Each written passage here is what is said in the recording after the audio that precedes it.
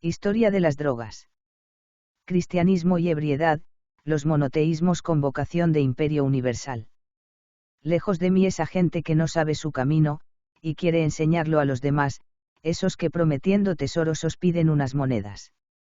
Quennio, 239-169 a.C. Sinopsis. Esta maravillosa obra, anida en un solo volumen todos los textos sobre drogas, y es un íntegro enfoque histórico, que examina los principales alucinógenos descubiertos en toda la humanidad. Un consenso más o menos implícito entre cronistas, mantiene que en los estertores del paganismo grecorromano, los fármacos psicoactivos se perdieron como la geometría euclidiana o el capitel corintio, por una mezcla de casualidad, imprevisión y falta de especial aprecio. Igual que se olvidó la filología, se olvidó fumar la flor de cáñamo, e igual que quedaron en desuso estudios astronómicos, quedó en desuso el cultivo de adormidera. Estas sustancias emigraron voluntaria y accidentalmente a parajes orientales, sin que mediase cosa parecida a un destierro, su retorno al cabo de 7 u 8 siglos, dentro del despertar racionalista que propició una vuelta a la medicina científica, fue otra coincidencia. Sin ruido se esfumaron el millar de tiendas romanas dedicadas a vender opio, las toneladas que guardaban las despensas imperiales, el emporio comercial montado sobre la exportación del jugo de adormidera de Asia Menor desde Alejandría, las enormes extensiones de cáñamo cultivadas por los celtas, las imaginaciones vanas empero muy agradables mencionadas por Dioscórides, y por Demócrito y Galeno, que acontecían en reuniones de buena sociedad ateniense o romana, el KYPHY, las saunas de Aschich. La cizaña embriagadora de los griegos, el vino resinato y aquellos otros que requerían añadir 8 o 10 partes de agua, las fumigaciones de beleño y mandrágora, los preparados de cantáridas y tantas otras formas antiguas de terapia, comercio y pasatiempo. Se esfumaron también los dolores, el insomnio, el asma, la disentería y tantos trastornos localizados o genéricos que gracias a ciertos fármacos podían tratarse eficazmente, el temor al envenenamiento, el deseo de hacerse inmune ante infecciones que había llevado a desarrollar las tradiciones triacales, la necesidad de anestésicos para cirugía mayor y menor. Todo esto desapareció de la memoria como la geometría euclidiana o el capitel corintio. 1. La censura y lo censurable. Para poder creer cosas semejantes, algunos han propuesto que el uso de drogas buscó siempre la vergonzosa sombra. El brusco corte de noticias obedecería simplemente a una vergüenza incrementada por motivos también fortuitos, siendo fortuito igualmente que reinase la luz del día, o la desvergüenza, en zonas no dominadas por el cristianismo como China, India, Persia o Arabia. Quien no se sienta inclinado a asimilar tantas casualidades al mismo tiempo podría atenerse a cosas bien sabidas, aunque no mencionadas por los historiadores de este asunto. A saber, 1. Que no solo como enteógenos sino en todos sus usos las drogas psicoactivas distintas del alcohol, e incluso son radicalmente aborrecibles para un culto como el cristiano ortodoxo. 2. Que desde sus comienzos el cristianismo persiguió directa e indirectamente, pero con gran tenacidad, los focos de cultura farmacológica. 3. Que si esto no nos resulta hoy todavía mucho más manifiesto es porque se apoyó sobre quemas ingentes de libros y el sigilo de una censura. 1. La alteración ortodoxa de la conciencia. El rechazo de cultos ligados a enteógenos vegetales se explica desde dos perspectivas, una ligada a la condición sacerdotal en sentido amplio y otra a ciertos sacerdocios específicos. Frente a personajes vocacionales y dotados de poder, como los hechiceros y chamanes, las castas ritualistas, pontífices romanos, basileos griegos, sacerdotes confucianos, rabinos hebreos, etc., exhiben una sobriedad profesional que no solo excluye trances y viajes estáticos en sentido estricto, sino la idiosincrasia en indumentaria y maneras característica de ascetas como el eremita, el fakir o el yogui. Pueden colaborar lealmente con el orden social establecido, y también oponerse a él cuando el poder político incumple los pactos en que se apoya dicha colaboración, pero no constituyen personajes marginales sino socialmente integrados. También la religión que administran, aunque se trate de una verdad revelada, se distingue con nitidez de la vigente para la hechicería en general, es el contraste ya analizado entre cultos que se apoyan sobre experiencias aisladas, a veces únicas en la vida, donde la intensidad psíquica constituye lo esencial, y cultos basados sobre el aprendizaje de credos y ceremoniales, donde lo esencial es un seguimiento que asegure la adhesión de los fieles a cierta idea prevista sobre el mundo y la conducta. Durante mucho tiempo subsistieron sin grave conflicto el sacerdocio ritualista y la hechicería, que en realidad cubren necesidades distintas y compatibles. Los basileos griegos coexistían con los hierofantes de cultos mistéricos, los pontífices romanos con los mistagogos posteriores, los confucianos con los santones taoístas y budistas, los rabinos con los profetas. La guerra sin cuartel solo estalla cuando alguna casta vinculada a modalidades primitivas de comunión, con antecedentes de tipo estático o hechicero, pretende establecerse como estamento único, que administra tanto la tumultuosa religión natural como la religión prosaica, civil. Esto se observa en el brahmanismo, donde los bebedores de soma originales pasan a ser la vanguardia de un culto esencialmente antiestático, y se observa con mayor nitidez aún en el cristianismo, un culto mistérico que adopta ceremonias de otros cultos análogos, donde hasta comienzos del siglo IV la Eucaristía conservó rasgos de sacer mysterion en sentido antiguo. Como en los ritos de Baco, Attis y Mitra, el vino fue considerado allí sangre divina. La notable cantidad y variedad de vasos hallados en las catacumbas, muchos con filigranas y la inscripción Vive Indio Pace, explica los denuestos del apóstol Pablo cuando exige apartarse de las borracheras y las diversiones estrepitosas. Todavía a finales del siglo III uno de los padres de la Iglesia, Novaciano, se explaya con dureza sobre el desordenado amor a la bebida entre sus correligionarios. Estos toman vino ya en ayunas, vertiéndolo sobre venas aún vacías, como si fuera a presentar sacrificios al Hacedor. Y no solamente corren a los lugares de esparcimiento, sino que transportan consigo un lugar de esparcimiento permanente, pues su placer es beber. Novaciano y otros padres repiten que el cálido amor al prójimo inducido por la ebriedad es impío y no acorde con las premisas de las caritas, peligrosamente afín a las obras de la carne, como la fornicación y la inmundicia. A. El rito eucarístico. Al mismo tiempo, semejante crítica tropezaba con algo nuclear en el nuevo culto, que era precisamente el simposio no banquete ritual. La secreta, por inaudible, invocación, este es mi cuerpo, esta es mi sangre, que el ministro pronuncia al consagrar guarda aún la promesa de las religiones naturales, apoyada en claros factores de refuerzo. Las ceremonias más antiguas exigían duros ayunos previos, como los otros misterios helenísticos, y en esas condiciones un vaso de vino posee la eficacia de una botella, sugiriendo proseguir el consumo del fármaco después, en el propio templo, como refiere Filón que era costumbre ancestral. El saludo que en la misa sigue a la recepción del sacramento, restablecido hace muy poco por la liturgia católica, podría ser un vestigio de la orgía o simulacro de orgía posterior a las libaciones sagradas. El culto copto era de este tipo, y durante los primeros siglos constituyó la tendencia más vigorosa del cristianismo, que ocupaba Egipto, Siria, Armenia y llegó hasta Etiopía. Su excesiva proximidad con el espíritu pagano acabó separándolo del tronco ortodoxo, acusado de herejía monofisita. Frente a interpretaciones semejantes del mensaje evangélico, todavía muy contagiadas por el espíritu helenístico, se impondrá liquidar cualquier manifestación de conducta rebajada o licenciosa ante las apetencias de la carne. Recordemos que para el paganismo la relajación, el alivio de la rigidez, era uno de los grandes dones dionisíacos, admitido también por la Biblia hebrea, mientras ahora constituye un sinónimo incondicional de vicio. De ahí que proliferen también sectas fanáticamente abstemias, como los encráticos, los tacianos, los marcionitas y los acuarianos, para los cuales beber constituía pecado mortal, de acuerdo con sus tradiciones, cuando Lucifer cayó de los cielos se unió a la tierra y produjo la vid.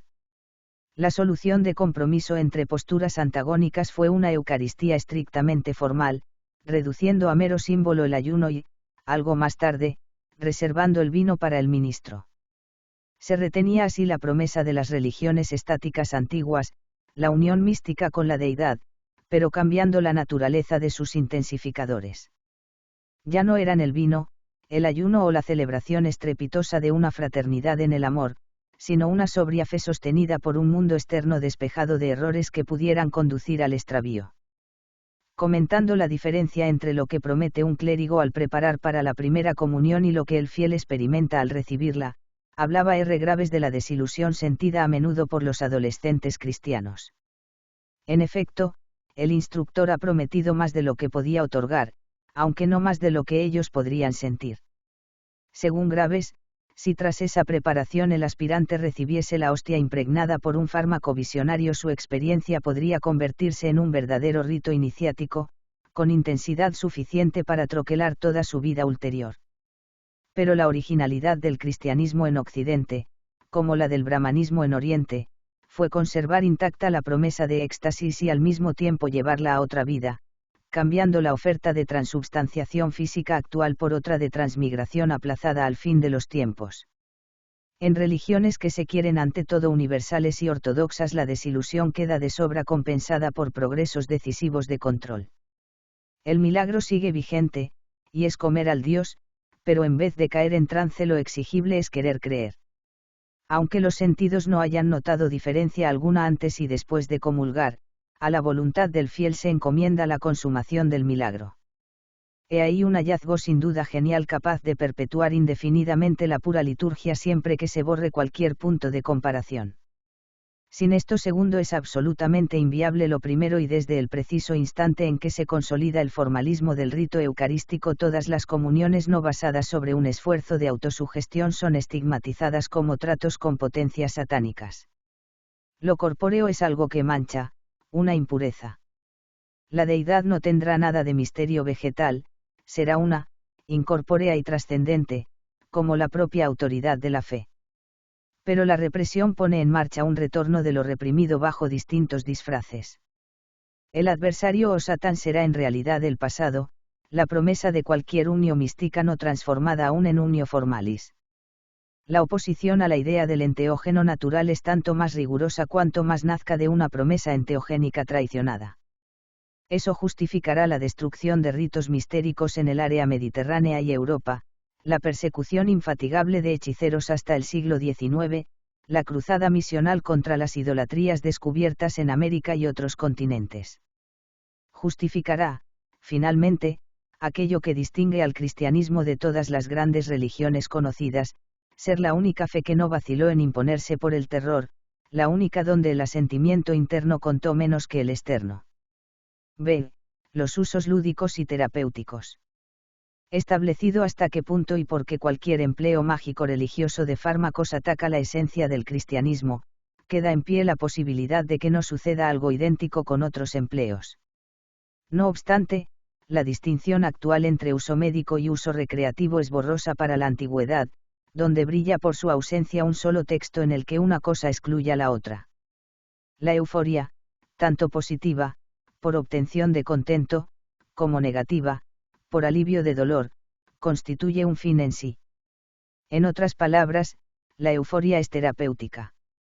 Si a un griego o a un romano le hubiesen sugerido que cierta droga era admisible en uso médico y no como pasatiempo, habría contestado que la distinción entre una cosa y otra era absurda y que, por añadidura, solo a él incumbía decidir al respecto.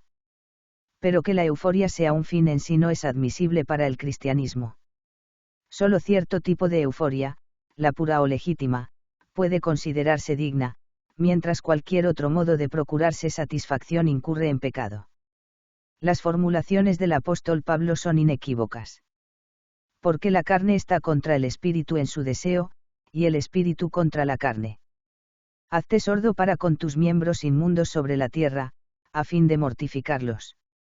Dentro de lo que el cristiano desea está una considerable medida de aflicción, porque el dolor es grato a Dios siempre que constituya una mortificación de la carne. Por el contrario, el goce sensual ofende al Creador en proporción a su intensidad. Esta actitud no solo aborrece las finalidades que desde Heráclides de Tarento se denominan voluptuosas en relación con ciertas drogas, sino incluso el empleo de analgésicos durante periodos indefinidos, como la práctica triacal, pues lo que no sea aliviar patologías agudas y momentáneas sugiere huida indigna ante un dolor que redime al hombre. Tanto querer buscar un placer como querer esquivar duraderamente el desagrado por medio de fármacos resulta infame, aunque no caiga en diabólicos cultos vegetales, es apostasía más o menos velada ante un valle de lágrimas que, aceptado sin lenitivos, acerca a una vida de pureza celestial. La alteración del ánimo por vías botánicas incurre en el pecado de hedonismo, que puede considerarse mortal cuando conduce a cualquier especie de promiscuidad y relajación, mientras quizás se mantiene en las fronteras de pecado venial cuando simplemente rehúye padecimientos moralmente saludables. Oficialmente, cualquier ebriedad supone debilidades culpables. A estas consideraciones debe añadirse como fundamental estigma del opio su empleo ético por excelencia en el mundo antiguo, esto es, la utilidad del fármaco para lograr una muerte a tiempo. El cristianismo considera que la vida del fiel no es suya sino de su Creador, y que todos los suicidas mueren en pecado mortal. El rechazo de quienes recurren a la eutanasia será tan fuerte que en muchos casos no solo impedirá recibir los últimos sacramentos y ser enterrado en cementerios cristianos, hasta bien entrado el siglo XVIII los cadáveres de esos réprobos serán arrastrados por las calles antes de ir a la fosa común, sus bienes confiscados y sus nombres tachados como infames en los registros parroquiales. Descartada la euforia como fin en sí, y declarado que la vida humana no es de su detentador sino de la deidad, el campo tradicional de las drogas experimentó un decisivo recorte. A diferencia del brahmanismo, que se conformaba con excluir ceremonias orgiásticas, el cristianismo excluyó junto con lo orgiástico aquello simplemente hedonista y la institución de la buena muerte, así como los usos crónicos y no puramente episódicos. Nada más ortodoxo que la propuesta del obispo C. H. Brent, cuando desde su diócesis de Manila hizo en 1909 el primer llamamiento a una cruzada planetaria contra las drogas, todo empleo no médico es inmoral. Brent hizo la salvedad del uso clínico cuando el estamento terapéutico constituía ya un poder comparable o superior al eclesiástico. Pero los obispos que reinaron desde mediados del siglo IV no tenían necesidad de hacer salvedades parejas, y la medicina les resultaba sospechosa por más de un motivo. Unos cuantos empleos inocentes eran muy poco comparados con la tentación general de la euforia como fin en sí, con el peligro de idolatrías, cultos orgiásticos, hedonismo y eutanasia. C. Fundamentos concretos para una persecución. Es posible que el riguroso secreto salvara algunas recetas empleadas en cultos mistéricos, desorientando a una jerarquía eclesiástica no precisamente caracterizada por su curiosidad farmacológica. También es posible que la coacción rindiese frutos, y que, convenientemente interrogados, los mistagogos y fieles paganos confesaran hasta el último pensamiento. En cualquier caso, la jerarquía dio poca publicidad a tales averiguaciones, una excepción fue el obispo de Alejandría, Clemente, cuando sin temer la maldición eleusina reveló que el santo y seña de esos misterios es, he ayunado, he bebido quiqueón. En este orden de cosas pudo haber sido más eficaz que muchas prohibiciones difundir una actitud micófoba. Quizá algunos padres de la Iglesia intuyeron algo en esa dirección, aunque prefirieron propugnar una repugnancia genérica a reconocer siquiera indirectamente la posibilidad de que la amanita muscaria o agentes de tipo análogo fuesen usados en contextos religiosos.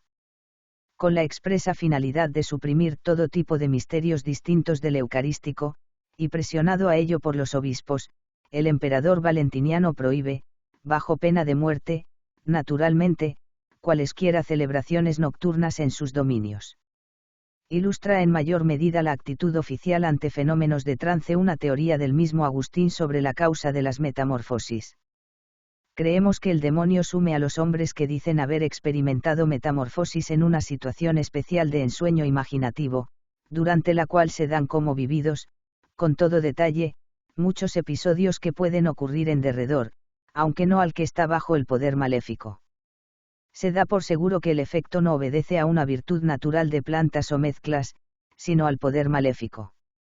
En siglos posteriores veremos repetirse hasta la saciedad que la experiencia de vuelo y el episodio de muerte-renacimiento, típicos del rapto o trance estático, solo se consideran posibles postulando una intervención expresa de Satán. Puesto que el ensueño remite a tratos con potencias infernales, hay ya un fundamento teológico para perseguir como reos de idolatría satánica a quienes fuesen hallados en semejante estado. No serán pocos, y merecerán ejemplar castigo. Esto se complementa con una legislación específica. El mundo grecorromano poseía una normativa legal sobre hechicería, caracterizada básicamente por distinguir entre magia blanca y magia negra. Desde el triunfo cristiano queda abolida tal distinción, pues toda magia, aunque pretenda ser benéfica o blanca, se reputa satánica.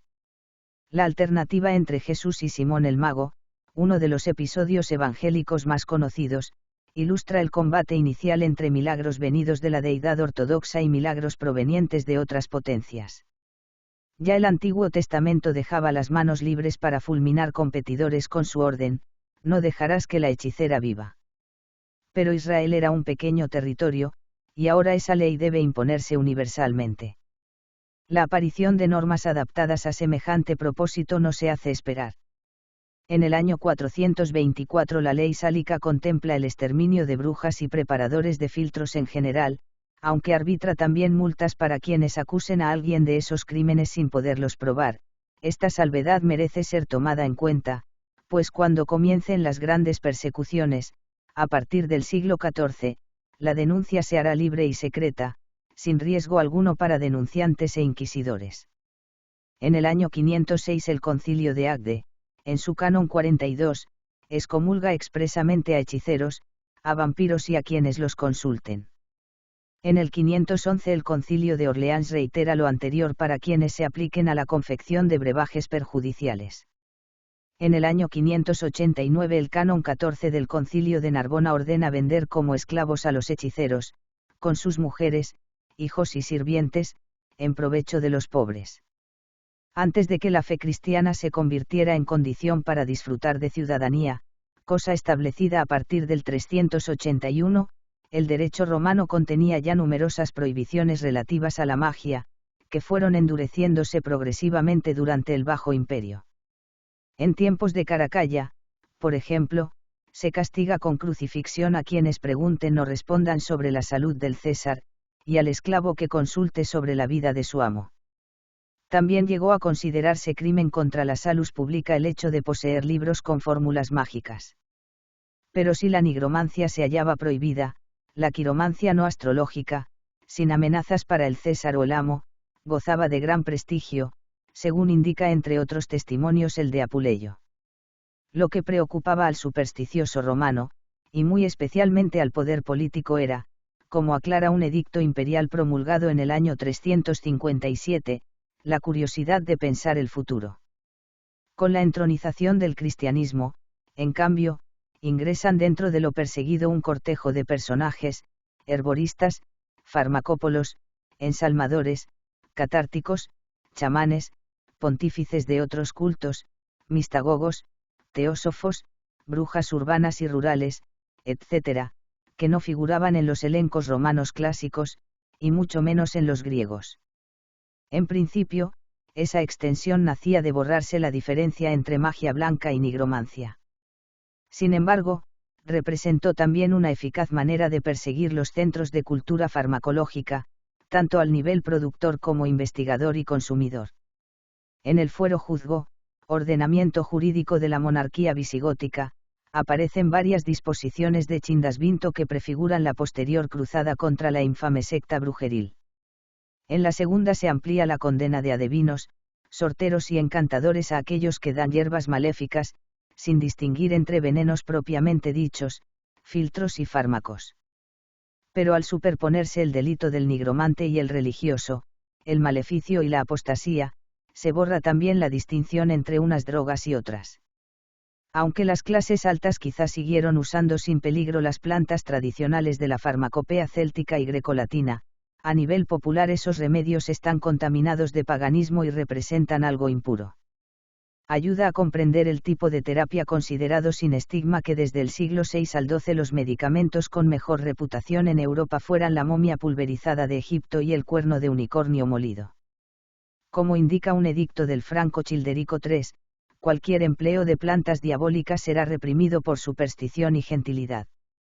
Una cascada ulterior de normas precisa desde distintos puntos de vista que quienes ejerzan las artes diabólicas serán tratados como homicidas, envenenadores y ladrones, teniendo la misma pena quienes los consulten.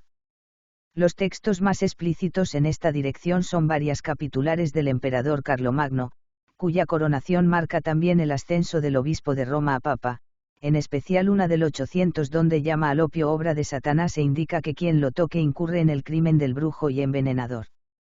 Ese mismo texto prohíbe a los clérigos convertirse en borrachos. Del 812 es otra capitular donde extiende a los soldados la norma previa. Con todo, es evidente que acercarse al opio y a cualesquiera otras plantas diabólicas resulta incomparablemente más grave que frecuentar el vino. Algo posterior, 873, es una capitular de Carlos el Calvo, que se propone suprimir de la faz terrestre a los impíos, los fabricantes de filtros y los de venenos. Salvo el opio, que sin duda entra en el elenco de lo expresamente prohibido, no puede establecerse que otros fármacos resultaban impíos, y quizá nunca llegó a ser algo preciso hasta para los jueces y alguaciles encargados de aplicar la norma. Pero es instructivo el matiz de lo pretendido, pues no se trata tanto de reprimir como de hacer desaparecer todo conocimiento sobre cosas tales. Si son sospechosos, o se hallan bajo acusación simplemente, serán sometidos al juicio de Dios. Y no solo los culpables sino también sus asociados y cómplices morirán, para hacer desaparecer de nuestra tierra todo conocimiento de crimen tan grande. D. La política específicamente censora. Ciertos crímenes pueden reprimirse tipificándolos en códigos y castigando su comisión. Ciertos otros son tan intrínsecamente abominables que el mero hecho de tipificarlos podría sugerir su comisión a los perversos, y ofendería gravemente el pudor de los justos. Estos segundos son los crímenes contra la gracia de redención, contra el Espíritu Santo mismo, que tradicionalmente se consideraron los únicos imperdonables. Sin perjuicio de fulminar a los reos de actos tales, los propios actos resultan tan odiosos que la política a seguir es expulsarlos del orden simbólico, excluirlos de la palabra en general. A este orden de cosas pertenece desde luego, para el cristianismo ortodoxo, la alteración farmacológica de la conciencia. Debe, pues, afirmarse que la prohibición en materia de drogas está ya completamente definida desde el momento en que triunfa la orientación paulina. Solo vela esta evidencia el hecho de que los primeros cristianos no llamaban a lo abominable darse a la droga, como hoy en día dicen, sino pactar con Satán, y porque en vez de sugerir que la modulación química del ánimo conduce a una locura o un abismo de depravación llamaban a eso apostasía e idolatría. La apostasía es despreciar la propia salvación, exponer el infinito don de una fe ciega, laboriosamente construida, a unos horizontes de éxtasis tanto más aterradores cuanto más libres de rutina psíquica. La idolatría es venerar una naturaleza física animada por distintos espíritus, que eran los patronos de cada fármaco y ahora se convierten en demonios. Pero la repugnancia a entrar en el detalle de tales apostasías e idolatrías no solo llevaba a condenar de modo muy vago hierbas maléficas y plantas diabólicas, sino a usar un sistema más refinado de lucha, el mismo que se emplearía para combatir los ataques directos de filósofos y pensadores paganos al cristianismo como actitud. Considerando que el Estado debía promover un libre examen de las cosas, que permitiera a la verdad valerse por sí misma, sin ayuda de tutores, Marco Aurelio había dispuesto que se abrieran bibliotecas públicas en las principales ciudades, y que en las escuelas se enseñaran todas las corrientes de pensamiento. Al institucionalizarse la fe cristiana, muchedumbres incendiarias se encargaron de convertir en humo esos proyectos de ilustración. El obispo Teófilo dirige personalmente a los fieles que en el año 391 destruyen las impúdicas pinturas y esculturas del Museo de Arte de Alejandría, en cuyas llamas perece parte de la biblioteca. Más tarde el fuego purifica totalmente la biblioteca real o basílica de Juliano, y desaparecen 120.000 volúmenes, entre ellos los más antiguos rollos que contenían poemas homéricos. Para mayor gloria divina es el emperador León III quien luego ordena quemar unos 40.000 volúmenes de la biblioteca de Bizancio. El número de templos, escuelas y bibliotecas paganas consumidos por las llamas resulta incalculable. Ciertamente, en los últimos tiempos del Bajo Imperio Romano ya hay centenares de funcionarios dedicados a impedir la difusión de pensamientos y simples noticias, a intervenir la correspondencia, crear climas artificiales de opinión, falsear los hechos, y difamar a adversarios políticos con acusaciones capaces de excitar su linchamiento a manos de turbas enloquecidas por la opresión y la miseria. Pero la jerarquía cristiana hereda este aparato burocrático censor e inventa técnicas para modificar también el pasado. Así, por ejemplo, no solo destruye las obras de Celso, Proclo, Porfirio y Juliano opuestas a la concepción cristiana del mundo, sino que los títulos de esos libros específicos se borran del catálogo de sus autores, quedando los demás intactos, de no ser por los árabes, y algunas coincidencias afortunadas, serían para la posteridad algo más que inencontrables, no habrían existido nunca. Es en extremo probable que la misma política se siguiera en materia de fármacos y cultos farmacológicos. Hacia 1560 Fray Bernardino de Sahagún vio con pena cómo el prior destruía en su Historia General de las Cosas de Nueva España toda la parte dedicada a apostasías e idolatrías con plantas mágicas, siendo ya muy anciano volvió a escribirla, y esa parte del texto desapareció otra vez durante 3 siglos, hasta ser descubierta hace poco, prácticamente escondida, en el convento franciscano de Tolosa. Las mismas técnicas padecieron algunas ediciones de Dioscórides hechas por Laguna, en las partes dedicadas a tales fenómenos, y secciones análogas en libros de otros renacentistas como Cardano y Porta. No veo motivo válido para suponer que algo usual en el siglo XVI, cuando la cultura del clero era muy superior, no se practicase en la época de las grandes quemas de bibliotecas, cuando una de las pretensiones cristianas era reescribir la historia antigua para presentarla como una ansiosa espera de Cristo. Parece una objeción muy endeble decir que en el XVI había una cruzada contra la brujería, pues desde finales del siglo IV había una guerra todavía más amplia e incierta contra las religiones helenísticas y otros cultos paganos. En realidad, el súbito colapso de noticias y opiniones sobre farmacología a partir del siglo I no solo debe atribuirse a la actitud ortodoxa ante las drogas, sino a su política general en materia de libros. Junto a una represión directa e indirecta de costumbres habituales entonces, la nueva era supuso, a mi juicio, una destrucción tanto deliberada como casual de incontables documentos antiguos relacionados con el tema.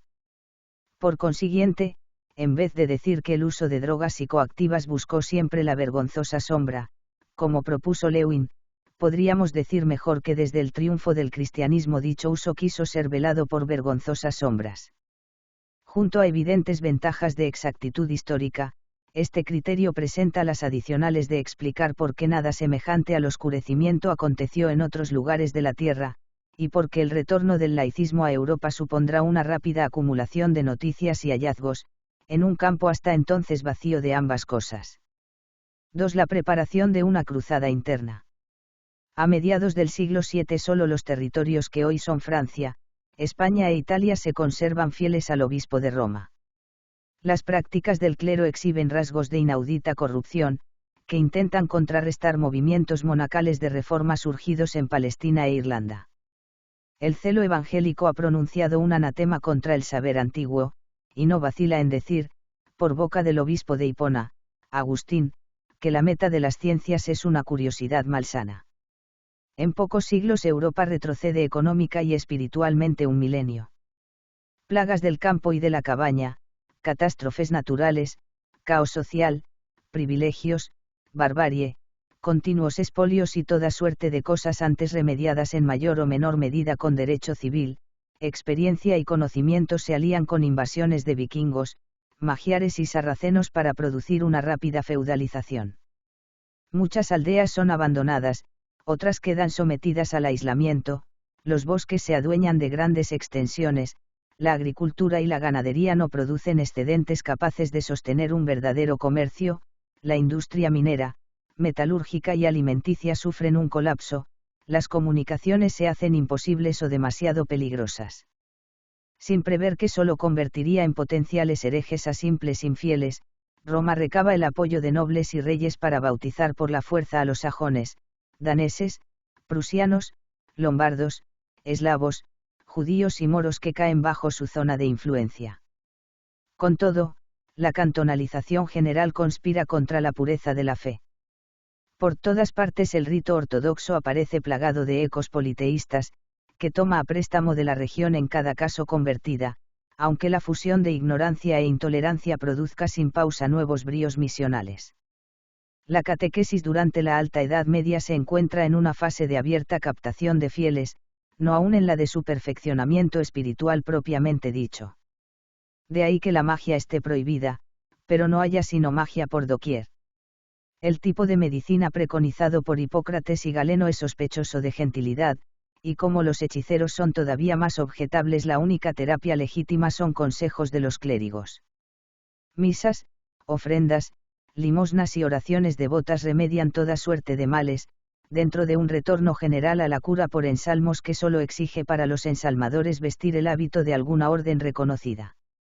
Tras llenar los viejos templos paganos de esvotos, reliquias, iconos y momias, permitiendo que los eclesiásticos vendan la vida eterna a cambio de metales preciosos u otros bienes fungibles, el cristianismo insiste en poner fuera de la ley cualquier tipo de superstición. Pero la superstición ha cobrado un formidable impulso. Por una parte, son los núcleos aislados y las comarcas más pobres quienes recuperan sus tradiciones chamánicas y hechiceriles, confiando más en esos viejos terapeutas que en agua bendita, ramos benditos, velas benditas y santos óleos. Por otra parte, los sectores bien pensantes tienden a buscar causas para la desastrosa situación reinante, y empiezan a encontrarlas en brujas que causan granizos, sequías y epidemias. Desde el siglo IX estas protestas comienzan a hacerse ellas mismas epidémicas, al mismo tiempo que se desarrolla una teoría general de Satán, la demonología, que goza de favor entre los principales teólogos. Puede decirse que el equilibrio entre el modelo A y el modelo B del sacrificio ha desaparecido ya a partir del siglo I, y que las esperanzas de salvación colectiva inmolando chivos expiatorios ganan rápidamente terreno.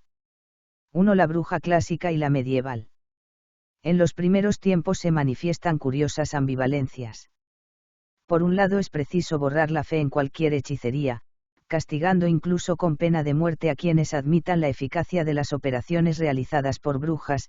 Strigue, así, una capitular dictada para Sajonia en el 789, cuando las tribus del país están siendo pasadas a cuchillos y no acceden a bautizarse y recitar el credo, ordena ejecutar a quienes crean en la existencia de tales personajes, e incluso a quienes postulen el efecto saludable de quemarlas. Se considera que solo las brujas y brujos pueden tener fe en sí mismos. Por otro lado, numerosas normas prohibían las prácticas mágicas, presuponiendo que eran eficaces gracias a la colaboración del demonio. Había, pues, el crimen de creer en algo decretado imposible o irreal, y junto a ello el crimen de hacerlo imposible o irreal. La bruja era acusada de postular, vanamente, la existencia de espíritus satánicos, y, al mismo tiempo, de mandar sobre ellos. Pero poco a poco una y otra cosa irán fundiéndose, ante las ventajas de aislar y absolutizar el mal en ciertos símbolos, y presentar a una sociedad secreta mundial como responsable. Aquí vuelven a entrar en juego aspectos farmacológicos. El resurgir de la hechicería se vincula a varios factores, entre los cuales está la ruina de la medicina hipocrática, la nulidad de la eclesiástica y la resistencia pasiva de muchas comunidades a la catequesis cristiana. Sobre la hechicera recae el estigma adicional de tratar con hierbas maléficas, plantas diabólicas y brebajes infernales. Sin embargo, ahora se observan importantes transformaciones.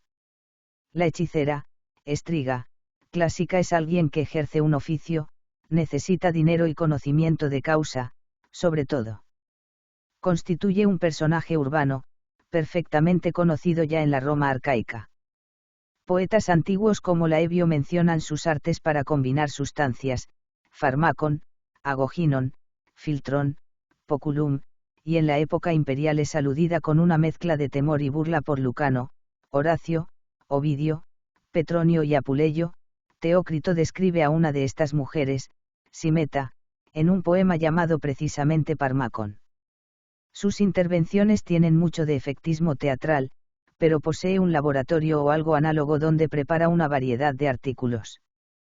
Trabaja la cosmética femenina, así como filtros relacionados con el amor carnal en términos amplios, elabora productos que causen pasión erótica y también otros capaces de suscitar el aborrecimiento, un aborto de hijos indeseados, etc.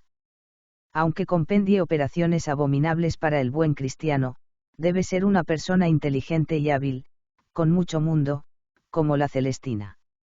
Sus servicios son demandados por todas las clases sociales, y especialmente por los ricos. En contraste con este personaje urbano, tan intemporal como la cortesana, comienza a aparecer en la Alta Edad Media una bruja rural bien distinta. Se encuentra también ligada a fármacos, pero además de confeccionar cosméticos, filtros y remedios, usa ungüentos para inducir vuelos mágicos y otras operaciones típicas del chamanismo y la hechicería de posesión. En realidad, oficia como ministro de ceremonias religiosas propiamente dichas, que son entendidas por los ajenos a su círculo como ritos de adoración a Lucifer, aunque forman parte de cultos a dioses muy anteriores, concentrándose sobre todo en Artemisa Diana. La estriga clásica es un oficio esencialmente laico, mientras la estriga rural sirve de cauce a una amalgama de propósitos, que desemboca también en celebraciones de tipo orgiástico. Los asistentes a esos actos, que con el tiempo se llamarán sabbats, parecen ser en su mayoría mujeres, dentro de un espíritu afín al de las bacantes descritas por Eurípides. El vehículo enteogénico empleado son pomadas o untos de gran actividad, que en el Renacimiento, cuando por primera vez se investiguen, están compuestos básicamente por opio, cáñamo, hongos y ciertas solanáceas. Estos personajes, femeninos más a menudo, aunque también masculinos, representan sin duda los únicos farmacópolos que hay en la Alta Edad Media, y bastantes recetas suyas acabarán pasando a las boticas como respetables medicinas. Las noticias sobre ellos provienen de los cristianos, y no podemos estar seguros de quiénes eran realmente o cómo pensaban al comienzo, antes de empezar las grandes persecuciones. Entre los estudiosos no faltan quienes creen, como Burckhardt, que su personalidad fue prácticamente inventada por los inquisidores. Otros piensan que eran seres raros, alocados, estrambóticos, que buscaban el consuelo de los paraísos artificiales que la flora europea puede suministrar. Otros aún, los realistas, entienden que representaban la vieja religión del oeste de Europa, básicamente celta, practicada por muchos sectores de la comunidad medieval y, en particular, por los pobladores de las regiones demográficamente menos densas. Todas estas posturas tienen importantes apoyos, y se hacen compatibles si calculamos que el fenómeno durará unos 800 años, deformándose y exacerbándose progresivamente con la persecución. Al principio pudieron ser focos simplemente no cristianos, con sistemas alternativos de terapia y culto, que hacían un uso enteogénico de fármacos sin renunciar al misterio de la vegetación. Aunque caricaturizadas por los inquisidores, sus ceremonias presentan importantes paralelos con ritos primitivos y clásicos, que no pasarán desapercibidas a algunos hombres cultivados. En el dictamen que le solicita la autoridad eclesiástica sobre los aquelarres vascos, ya en el siglo XVII, el humanista Pedro de Valencia compara esas ceremonias con ciertos misterios de la gentilidad. Pero cree que su meta última es suspender periódicamente, con apoyo farmacológico, las restricciones impuestas a la libertad sexual. Todo mi sentimiento y mi afecto se inclinan a entender que hayan sido y sean juntas de hombres y mujeres que tienen por fin el que han tenido y tendrán todos los tales en todos los siglos, que es torpeza carnal, con deseo de cometer fornicaciones, adulterios o sodomías, al amparo de visiones que se producen mediante ungüentos, tóxicos y otras sustancias. La represión provocará en estos personajes y sus adeptos una creciente identificación con el agresor, que al término acabará aceptando la tesis de la demonología en detrimento de su sistema original de creencias. Fuera está la antigua religión europea occidental o más bien un paganismo grecolatino con elementos orientales. Ya en la Alta Edad Media, por tanto, se dan las condiciones ideológicas para que surjan cruzadas internas, dirigidas a la descontaminación del cuerpo social. Sin embargo, falta un mínimo grado de fluidez administrativa, una más eficaz organización de los servicios y un mayor arraigo del poder eclesiástico en todas partes. En el año 936 León VII sugiere al arzobispo de Lorch, Gerard, que no haga quemar reos de brujería sin ofrecerles antes la posibilidad de convertirse a la verdadera fe. La catequesis está aún comenzando en muchas zonas, y solo más adelante podrá exigir una perfecta ortodoxia. La gran caza vendrá cuando se haya consolidado el poder papal, y a la vez comiencen a resquebrajarse las sociedades monolíticas creadas al amparo del acuerdo entre la Iglesia y el Estado. Drogas, concupiscencia y satanismo han empezado a ser fenómenos complementarios en Europa. Fin.